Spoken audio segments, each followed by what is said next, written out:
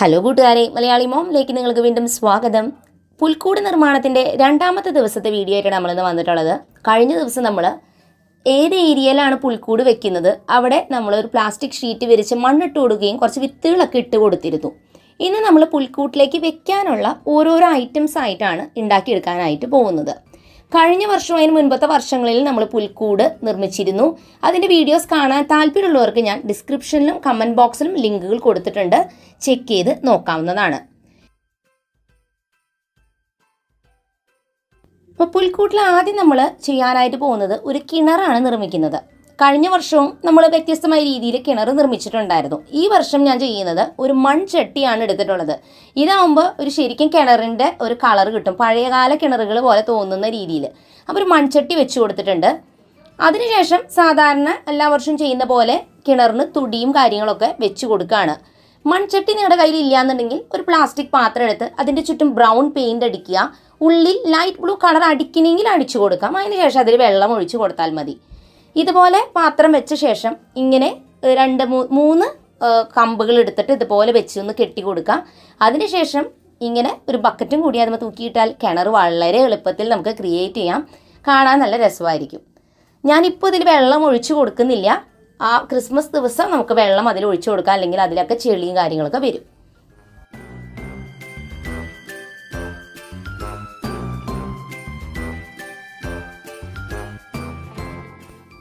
ഇനി നമ്മൾ ഉണ്ടാക്കാനായിട്ട് പോകുന്നത് ഇതുപോലെ ഒരു ബോർഡിൽ ആകാശത്തിൻ്റെ കളറിൽ ഒരു ബാക്ക്ഗ്രൗണ്ട് സ്ക്രീനാണ് നമ്മൾ ഉണ്ടാക്കുന്നത്. ഇതിനായിട്ട് ഞാൻ 3 കളേഴ്സാണ് എടുത്തിട്ടുള്ളത്.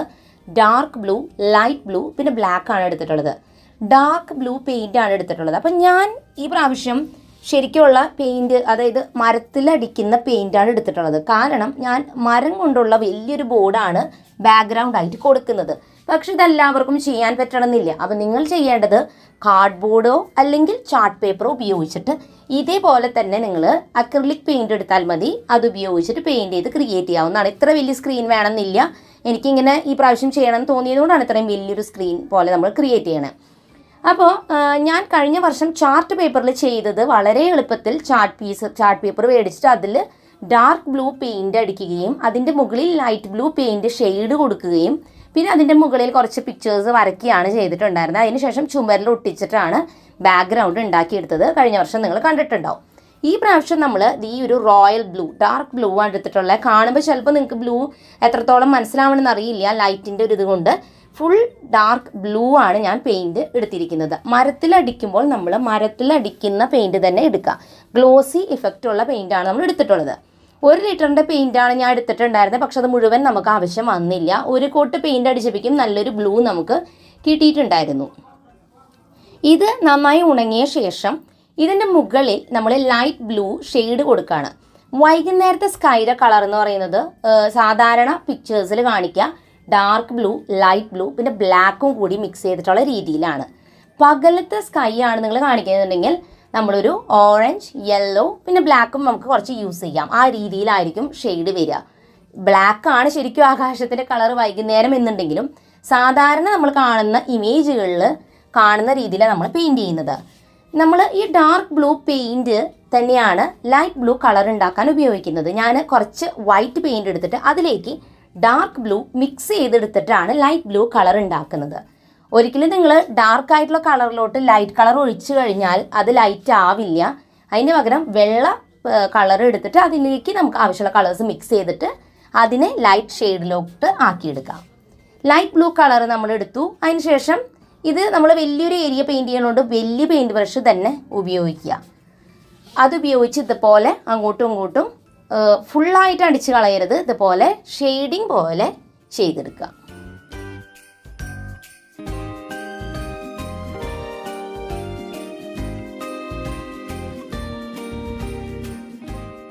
അങ്ങനെ ഡാർക്ക് ബ്ലൂ പെയിൻറ്റും ലൈറ്റ് ബ്ലൂ പെയിൻറ്റും ഒരു കോട്ട് അടിച്ചിട്ട് ഞാനത് ഉണങ്ങാൻ വെച്ചിട്ടുണ്ട്. അതിന് മുകളിൽ എനിക്ക് കുറച്ച് പിക്ചേഴ്സൊക്കെ വരയ്ക്കണം. ഞാനത് ഉണങ്ങിയ ശേഷമേ വരയ്ക്കുന്നുള്ളൂ. നെക്സ്റ്റ് വീഡിയോയിൽ കാണിച്ചു തരാം കേട്ടോ അത് വരയ്ക്കുന്നത്. ഇനി അടുത്തതായിട്ട് ഞങ്ങൾ പുൽക്കൂടാണ് നിർമ്മിക്കുന്നത്. ഈ പ്രാവശ്യം മരം ഉപയോഗിച്ച് തന്നെ നമ്മളൊരു പുൽക്കൂട് നിർമ്മിച്ചെടുക്കുകയാണ്. കഴിഞ്ഞ വർഷമൊക്കെ നമ്മൾ കാർഡ്ബോർഡ് ഉപയോഗിച്ചിട്ടുള്ള പുൽക്കൂടാണ് ഉണ്ടാക്കിയിട്ടുണ്ടായിരുന്നത്. അത് അങ്ങനെയാണ് നിങ്ങൾക്ക് ഉണ്ടാക്കാൻ എളുപ്പമെന്നുണ്ടെങ്കിൽ ആ വീഡിയോ കണ്ടിട്ട് നിങ്ങൾ കാർഡ്ബോർഡ് പുൽക്കൂട് ഉണ്ടാക്കി നോക്കുള്ളൂ. വളരെ ഈസിയാണ്.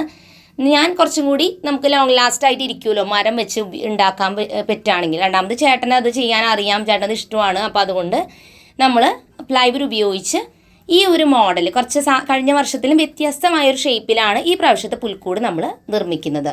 ഇത് നമ്മളൊരു 2 ദിവസം ഫുൾ ഡേ സമയം എടുത്താലാണ്, 3 ദിവസം എടുത്തു ചേട്ടൻ, കാരണം ഇടയിൽ ബ്രേക്കൊക്കെ ചെയ്തിട്ടാണ് നമ്മൾ ഉണ്ടാക്കണേ. ഫുൾ ടൈം ഇതിൻ്റെ ഈ ഒരു പണിക്ക് നമുക്ക് ഇരിക്കാൻ പറ്റില്ലല്ലോ. അപ്പോൾ അതുകൊണ്ട് 3 ദിവസം കുറച്ച് ചെയ്തിട്ടാണ് നമ്മൾ ഈ ഒരു പുൽക്കൂടിൻ്റെ വർക്ക് കംപ്ലീറ്റ് ചെയ്യുന്നത്. ഇത് ഫുൾ ഉണ്ടാക്കിയ ശേഷം ഇതും കൂടി നമുക്ക് ബ്രൗൺ പെയിൻറ് അടിക്കണം. അതോടൊപ്പം തന്നെ അതിന് മുകളിൽ വൈക്കോലും കൂടി വെക്കണം. അപ്പോഴാണ് പുൽക്കൂട് എന്ന് പറയുന്ന ആ ഒരു പേര് പോലെ തന്നെ പുൽക്കൂട് ആവുള്ളൂ. അപ്പോൾ അതുകൊണ്ട് പുൽക്കൂട് എന്ന് പറയുന്നത് പശുത്തൊഴുത്താണ്. നിങ്ങൾക്ക് അറിയാമെന്ന് വിചാരിക്കുന്നു. കഥ അറിയുന്നവർക്ക് അറിയാം, അറിയാത്തവർക്ക് വേണ്ടി പറഞ്ഞതാണ്. അപ്പോൾ അതുകൊണ്ട് ആ ഒരു രീതിയിൽ നമ്മൾ കുറച്ച് വ്യത്യാസമുള്ളൊരു ഷേപ്പിലാണ് ഈ പ്രാവശ്യം നമ്മുടെ പുൽക്കൂട് നിർമ്മിക്കുന്നത്.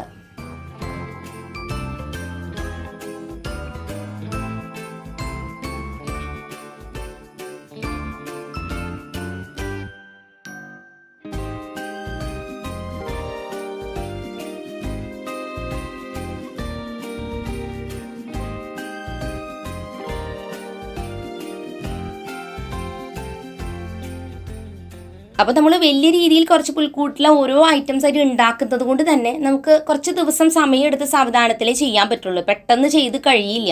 അപ്പോൾ അതുകൊണ്ട് പുൽക്കൂട് ഇത്രത്തോളം നമ്മൾ ഉണ്ടാക്കി പശയൊക്കെ ഉണങ്ങാൻ വെച്ചിട്ടുണ്ട്. അപ്പോൾ അതും നമുക്ക് ഇനി ഫൈനൽ സ്റ്റേജ് കംപ്ലീറ്റ് ചെയ്യേണ്ടതാണ്. ഇനി അടുത്തതായിട്ട് ഞാൻ നിർമ്മിക്കാൻ പോകുന്നത് ഒരു കൊട്ടാരമാണ്. കഴിഞ്ഞ വർഷം ഞാൻ വീട്ടിലുണ്ടായിരുന്ന ഒരു ഡോൾ ഹൗസ് ഉണ്ടായിരുന്നു മക്കളുടെ, പഴയത് അവർ കളിച്ചിരുന്നത്. അത് പെയിൻറ് ചെയ്തിട്ടാണ് കൊട്ടാരം പോലെ ആക്കിയത്. അപ്പം ഞാൻ വിചാരിച്ചു ഈ വർഷം നമുക്ക് കാർഡ്ബോർഡ് ബോക്സ് ഉപയോഗിച്ചൊരു കൊട്ടാരം നിർമ്മിക്കാമെന്ന്. പുൽക്കൂട്ടിലേക്കുള്ള ഒരുപാട് ഐറ്റംസ് നമുക്ക് കാർഡ്ബോർഡ് ബോക്സുകൾ വെച്ച് തന്നെ ഉണ്ടാക്കാനായിട്ട് പറ്റും. വീടുകളായാലും പുൽക്കൂടായാലും ഒക്കെ നമ്മളൊന്നും തന്നെ മേടിക്കേണ്ട, വീട്ടിലുള്ള വേസ്റ്റ് ഐറ്റംസ് ഒക്കെ വെച്ചിട്ട് നമുക്ക് പുതിയ ക്രാഫ്റ്റ് ഐറ്റംസ് ഇതുപോലെ ഉണ്ടാക്കിയെടുക്കാം.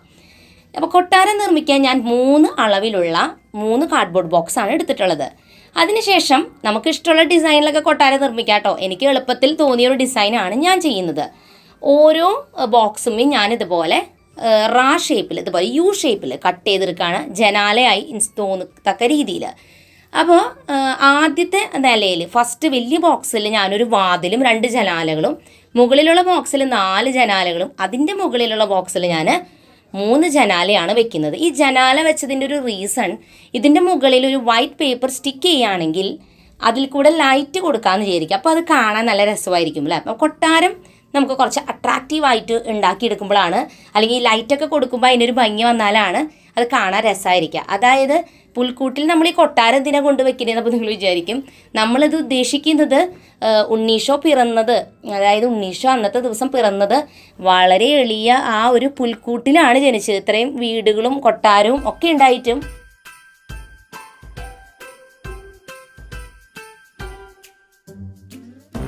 ഇനി നമ്മൾ ഈ ഒരു കൊട്ടാരം പെയിൻറ് ചെയ്യാനായിട്ട് ഓറഞ്ച് കളറും ബ്ലാക്ക് കളറും കൂടി മിക്സ് ചെയ്തിട്ടുള്ള ഒരു കളറാണ് എടുക്കുന്നത്. ഇതല്ലെങ്കിൽ നിങ്ങൾക്ക് ബ്രൗൺ കളർ യൂസ് ചെയ്യാം, അല്ലെങ്കിൽ ഇഷ്ടമുള്ള കളേഴ്സ് പെയിൻറ് ചെയ്യാം കേട്ടോ. ഞാൻ ഈ ഒരു കളറാണ് സെലക്ട് ചെയ്തിട്ടുണ്ടായിരുന്നത്. അക്രിലിക് പെയിൻ്റാണ് നമ്മൾ ഉപയോഗിക്കുന്നത്. അക്രിലിക് പെയിൻറ് ചെയ്താൽ നമുക്ക് ഈ ഒരു ഐറ്റം തന്നെ കുറേ നാളത്തേക്ക് യൂസ് ചെയ്യാം, നല്ല രീതിക്ക് കളറ് വരികയും ചെയ്യും.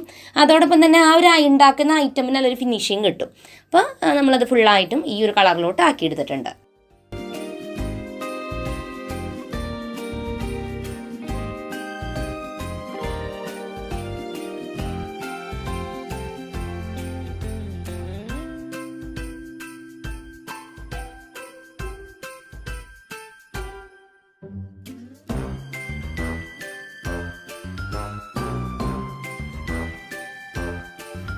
അങ്ങനെ ഞാൻ ഫുള്ളായിട്ട് പെയിൻറ് ചെയ്ത് കഴിഞ്ഞു. ചില ഭാഗങ്ങളിൽ ഞാൻ ബ്രൗൺ പേപ്പർ ഒട്ടിച്ചു കൊടുത്തു.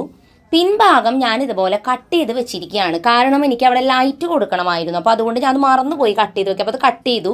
അതോടൊപ്പം തന്നെ ജനാലയുടെ ഉള്ളിൽ പേപ്പർ ഒട്ടിക്കണമെങ്കിലും നമുക്ക് ബോക്സ് ഇതുപോലെ ഓപ്പൺ ആയിട്ട് വെച്ചാലേ പറ്റുള്ളൂ. ഇതിനായിട്ട് ഞാൻ പ്ലെയിൻ ചൈന പേപ്പർ വൈറ്റാണ് എടുത്തിട്ടുള്ളത്. ഇതിന് പകരം ഗ്ലാസ് പേപ്പർ എന്ന് പറഞ്ഞിട്ടൊരു പേപ്പർ കിട്ടും, ചില്ല് പോലെ ഇരിക്കുന്ന ഒരു പേപ്പർ, പ്ലാസ്റ്റിക്കിൻ്റെ പേപ്പറാണ്. അതിൽ റെഡും ബ്ലൂവും യെല്ലോ ഒക്കെ കളേഴ്സ് കിട്ടുന്നുണ്ട്. അതും വെച്ച് കൊടുത്താൽ രസമാണ്, കാരണം ലൈറ്റ് ഇട്ട് കൊടുക്കുമ്പോൾ പുറത്തോട്ട് അത് നല്ല രസമായിട്ട് കാണും. ഇനി നിങ്ങൾക്ക് ഇഷ്ടമുള്ള കളർ ഒട്ടിക്കാം. നിഴലടിക്കുന്ന പോലത്തെ ഒരു പേപ്പർ ആയിരിക്കണം വെക്കേണ്ടത്. അപ്പോൾ ബോക്സ് പ്രത്യേകം ശ്രദ്ധിക്കുക, ഉണ്ടാക്കുമ്പോൾ ഇതുപോലെ ബാക്ക് ഭാഗം ഓപ്പൺ ആക്കി വെക്കുക. ഇതൊക്കെ ചെയ്ത ശേഷം നമുക്ക് ക്ലോസ് ചെയ്യാമല്ലോ. അപ്പോൾ ഞാൻ വൈറ്റ് കളറ് ഈ ഒരു പേപ്പർ ഒട്ടിക്കുകയാണ്.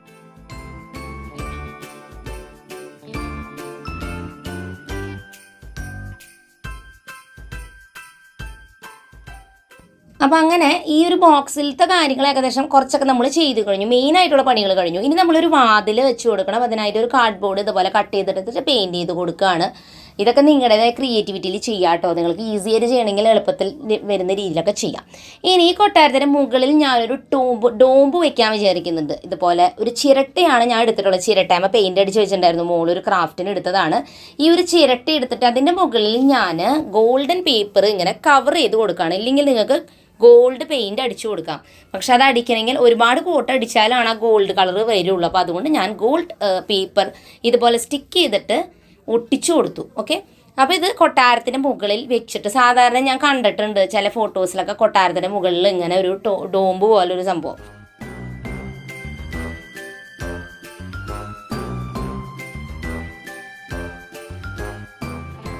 ഇനി എൻ്റെ കയ്യിൽ ഇതുപോലെ വൈറ്റ് കളറിലുള്ള വേലി അല്ലെങ്കിൽ ഫെൻസായിട്ട് ഉപയോഗിക്കുന്ന ഒരു ഐറ്റമാണ്. പ്ലാസ്റ്റിക്കിൻ്റെ ആണത്. ഇത് ഞാൻ കഴിഞ്ഞ വർഷം കൊട്ടാരത്തിൽ വെച്ചിട്ടുണ്ടായിരുന്നു. ഞാൻ വേറെ കൊട്ടാരം പറഞ്ഞില്ലേ ഉണ്ടാക്കിയിട്ടുണ്ടായിരുന്നത്. അത് ഞാൻ ഊരിയെടുത്ത് ഇതുമ്മയ്ക്ക് ഫിക്സ് ചെയ്ത് കൊടുത്തു. അപ്പോൾ ഒരു ബാൽക്കണി എഫക്റ്റ് കിട്ടാനായിട്ട്. ഇങ്ങനെയല്ലാന്നുണ്ടെങ്കിൽ നിങ്ങൾക്ക് ഐസ്ക്രീം സ്റ്റിക്സോ കാർഡ്ബോർഡോ ഉപയോഗിച്ചൊക്കെ ഇതുപോലെ വേലിയും കൂടി നിർമ്മിച്ച് വെക്കാവുന്നതാണ് ബാൽക്കണി. അതിനുശേഷം ഒരു കൊടിയും കൂടി നമ്മുടെ കൊട്ടാരത്തിന് മുകളിൽ വെച്ചപ്പോൾ നമ്മുടെ കൊട്ടാര നിർമ്മാണം ഒരു 80% കംപ്ലീറ്റ് ആയിട്ടുണ്ട്. ഇനി നമുക്കതിൻ്റെ ചുറ്റുപാടും ഗാർഡനൊക്കെ എനിക്ക് വെക്കണമെന്ന് ആഗ്രഹമുണ്ട്. അത് സമയം ഉണ്ടെങ്കിൽ അതുകൂടി ചെയ്തിട്ട് ഞാൻ പിന്നെ കാണിച്ചു തരാം. അതുപോലെ തന്നെ ഇപ്പോൾ നമ്മൾ നേരത്തെ ഉണ്ടാക്കിയതൊക്കെ വലിയ വലിയ ഐറ്റംസ് ആയിരുന്നു. ഇനി നമുക്ക് പുൽക്കൂട്ടിലേക്ക് വെക്കാൻ ചെറിയ ചെറിയ ഒരുപാട് ഐറ്റംസ് ഉണ്ടാക്കാനായിട്ട് പറ്റും. അതായത് പാലം നമുക്ക് ഒരെണ്ണം ഉണ്ടാക്കി വെക്കുകയാണെങ്കിൽ പുൽക്കൂട്ടിലേക്ക് അത് കുറച്ചൊരു അട്രാക്ഷൻ കൊടുക്കുന്നൊരു കാര്യമാണ്. ഇത് ഞാൻ കാർഡ്ബോർഡ് ഉപയോഗിച്ചിട്ടാണ് ഇപ്പോൾ ഉണ്ടാക്കിക്കൊണ്ടിരിക്കുന്നത്. പാലമൊക്കെ ഉണ്ടാക്കുന്ന സമയത്ത് ഏതൊരു ക്രാഫ്റ്റ് വർക്കും പ്രത്യേകിച്ച് പെട്ടെന്ന് ചെയ്യാനായിട്ട് നമുക്ക് ഹോട്ട് ഗ്ലൂ ഗൺ ഉണ്ടെങ്കിൽ അത് വളരെ എളുപ്പമായിരിക്കും. കാർഡ്ബോർഡ് ഉപയോഗിച്ച് ഇങ്ങനൊരു ഫ്രെയിം ഉണ്ടാക്കിയിട്ട് അതിൻ്റെ മുകളിൽ മരത്തിൻ്റെ പീസസാണ് ഞാൻ ഒട്ടിച്ചു കൊടുക്കുന്നത്. പേപ്പർ ഒട്ടിച്ചു കൊടുക്കാം, ഇല്ലെങ്കിൽ കാർഡ്ബോർഡ് തന്നെ നിങ്ങൾക്ക് ഒട്ടിച്ചു കൊടുക്കാവുന്നതാണ്. ഞാൻ ഈ മരത്തിൻ്റെ പീസസ്, മരം എന്ന് വെച്ചാൽ മുളയുടെ പീസസാണ്. ഒരു ചെറിയ ചൂരൽ കസാര നമ്മുടെ വീട്ടിലുണ്ടായിരുന്നു, അത് നാശമായി. അപ്പോൾ അതിലെ മുള നമ്മൾ ഊരി എടുത്ത് വെച്ചിട്ടാണ് ഉപയോഗിച്ചാണ് ഈ പാലം ഉണ്ടാക്കിയിട്ടുള്ളത്. നമുക്ക് ആ ഒരു കളറ് ഇഷ്ടമില്ലെങ്കിൽ ബ്രൗൺ ഷെയ്ഡ് നമുക്ക് പെയിൻറ്റ് ചെയ്ത് കൊടുക്കാം. അതോടൊപ്പം തന്നെ പാലത്തിൻ്റെ ഒരു ചാക്കച്ചരട് ഉപയോഗിച്ച് ഇതുപോലെ കെട്ടി കൊടുക്കുകയാണെങ്കിൽ പിടിക്കാനുള്ളൊരു റെയിൽ പോലെ തോന്നത്തക്ക രീതിയിൽ ഇങ്ങനെയൊക്കെ നമുക്ക് നമ്മുടേതായ രീതിയിൽ ക്രിയേറ്റ് ചെയ്തെടുക്കാം. ഇതൊക്കെ നമ്മുടെ ഐഡിയയിൽ ചെയ്യേണ്ട കാര്യങ്ങളാണ്. നിങ്ങൾക്ക് ഇങ്ങനെ വെക്കണമെന്നുണ്ടെങ്കിൽ പാലം ഇതുപോലെ ഉണ്ടാക്കിയെടുക്കാം.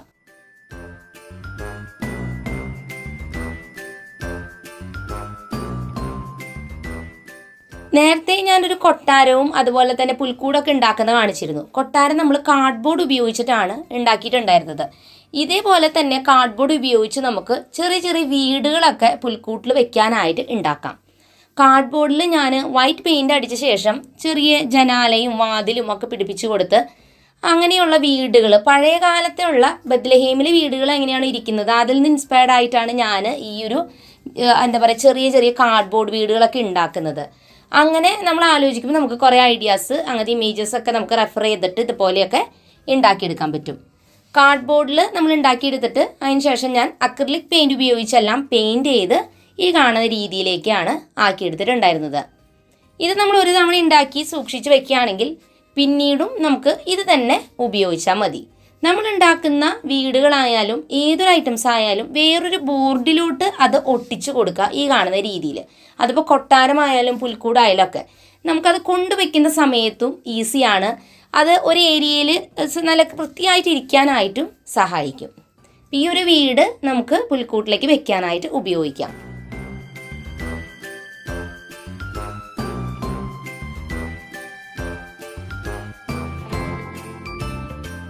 പിന്നെ ഒരുപാട് ചെറിയ ഐറ്റംസ് ഞാൻ ഐസ്ക്രീം സ്റ്റിക്സ് ഉപയോഗിച്ചിട്ട് ഉണ്ടാക്കിയിട്ടുണ്ട്. ക്രാഫ്റ്റ് ഷോപ്പിൽ പോയാൽ ഐസ്ക്രീം സ്റ്റിക്സ് നിങ്ങൾക്ക് വാങ്ങാൻ കിട്ടും. അത് ഉപയോഗിച്ച് ഇതുപോലെയുള്ള ചെറിയ ബാസ്ക്കറ്റ്, അതുപോലെ തന്നെ ഉന്തുവണ്ടി എന്നിങ്ങനെയുള്ളതൊക്കെ നമുക്ക് ഉണ്ടാക്കാം. കോണിയോ അതുപോലെ തന്നെ വേലി, ഇതൊക്കെ ഈ ഐസ്ക്രീം സ്റ്റിക്സ് ഉപയോഗിച്ച് നമുക്ക് ഉണ്ടാക്കാം. അത് ഒരു വർഷം നമ്മൾ ഉണ്ടാക്കി കഴിഞ്ഞാൽ അത് തന്നെ റീയൂസ് ചെയ്യാം. വീണ്ടും നമ്മളത് കളർ ചെയ്തൊക്കെ ഒന്ന് ഭംഗിയാക്കി എടുത്താൽ മാത്രം മതി.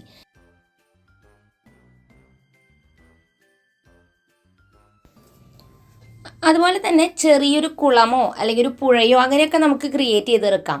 ചെറിയൊരു കുളമൊക്കെ ഉണ്ടാക്കണമെങ്കിൽ ഇതുപോലെ കാർഡ്ബോർഡിൽ ബ്ലൂ പെയിൻ്റ് അടിച്ച ശേഷം അതിൻ്റെ മുകളിൽ ഞാൻ കുറച്ച് ഹോട്ട് ഗ്ലൂ ആണ് അപ്ലൈ ചെയ്തത്. അതിനുശേഷം അതിന് മുകളിൽ blue colour dark blue paint അടിച്ചു കൊടുത്തു. ചുറ്റും കുറച്ച് കല്ലുകളൊക്കെ സ്റ്റിക്ക് ചെയ്ത് വെച്ച് കൊടുത്തു. കുറച്ച് ഗ്രീൻ കളറൊക്കെ പെയിൻറ്റ് ചെയ്ത് കൊടുത്തു.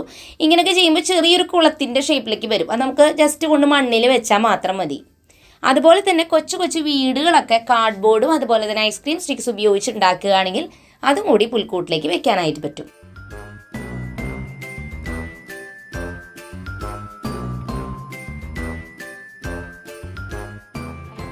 അപ്പോൾ ഇതൊക്കെയാണ് നമ്മൾ പുൽക്കൂട്ടിൽ വെക്കാനായിട്ട് ഉണ്ടാക്കിയിരിക്കുന്ന കുറച്ച് ഐറ്റംസും നമ്മുടെ കയ്യിലുള്ള ഐറ്റംസൊക്കെ കേട്ടോ. അപ്പോൾ ഇനി വരുന്ന വീഡിയോയിൽ ഇതെല്ലാം തന്നെ നമുക്ക് സെറ്റ് ചെയ്തിട്ട് എങ്ങനെയാണ് അതിൻ്റെ ഒരു ഫൈനൽ ലുക്ക് വരണേന്നും എല്ലാം കൂടി ആയിട്ടൊരു വീഡിയോ ചെയ്യുന്നതായിരിക്കും. അതിനുള്ളിൽ നിങ്ങൾ ഇതിൽ നിന്നും കണ്ടിട്ട് ഇൻസ്പയർഡ് ആയിട്ട് നിങ്ങളുടേതായ രീതിയിൽ ഈ ഓരോ ഐറ്റംസും ഉണ്ടാക്കിയെടുത്തൊക്കെ വെക്കുക. അത് കഴിഞ്ഞ് നമുക്കിതെല്ലാം കൂടി സെറ്റ് ചെയ്യാം. അപ്പോൾ എല്ലാവരും നെക്സ്റ്റ് വീഡിയോയ്ക്ക് വേണ്ടി വെയിറ്റ് ചെയ്യാം. പുതിയൊരു നല്ല വീഡിയോ നമ്മൾ വരുന്നതായിരിക്കും. അതുവരെയ്ക്കും എൻ്റെ എല്ലാ കൂട്ടുകാർക്കും bye bye and take care.